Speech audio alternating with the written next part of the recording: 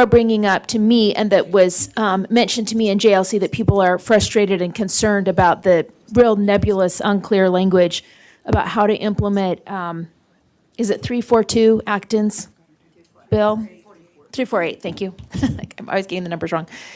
Yeah, thank you. So I guess, we've always had this situation where in the secondary schools, students could, be dismissed or something if there's a concern, but I guess it pushes down into the lower grades now, and it's not clear from what some were saying that, if you have 7th, 6th graders that go out, then who supervises, and what does it mean the teacher promptly contacts the parents that the kids had a right of conscious moment? And right of conscious isn't necessarily, I don't think, defined in the law, even though school is defined. I mean, it's like, who wrote, it's like people who don't know what it's like to teach 40 kids at a time and keep all their attention and stop in the middle and contact parents.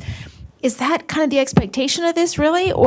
And what responsibility do we have as board members? Are we supposed to write rule to help make this in some way manageable?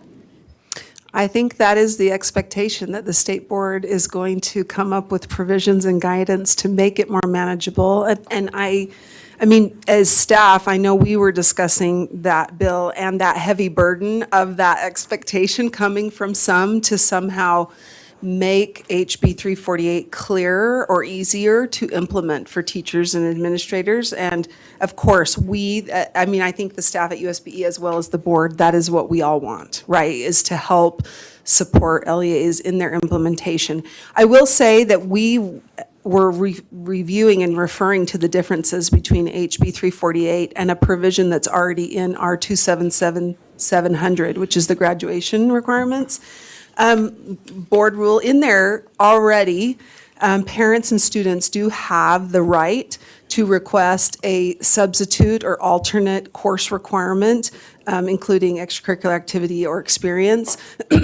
And there it doesn't say if it's because of religion or right of conscience, it just says you have a right to have something, an alternate. Substitute. It does say that an experience that is similar to the course requirement or consistent with the student's plan for college and career readiness. And we were just talking about how in some ways making this all conditioned on either a religious or right of conscience is going to be something that teachers and administrators might need some training on or support on how to do that, versus in 700 it just says you have the right to an alternate substitute experience regardless of the reason. Which is how it should have.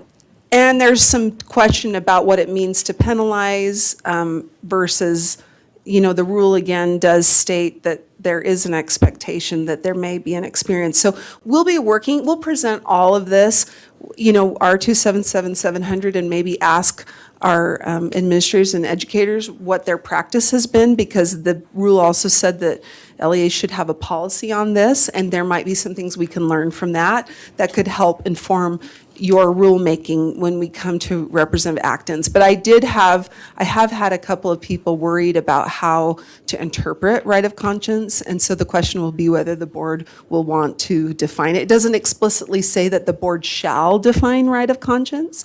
It does say the board shall create rule. So as we work through the rulemaking with you all, those are decisions that you'll make, is whether we want to create a definition, we want to leave that to the LEA to determine what that might be, and we'll work through that with you.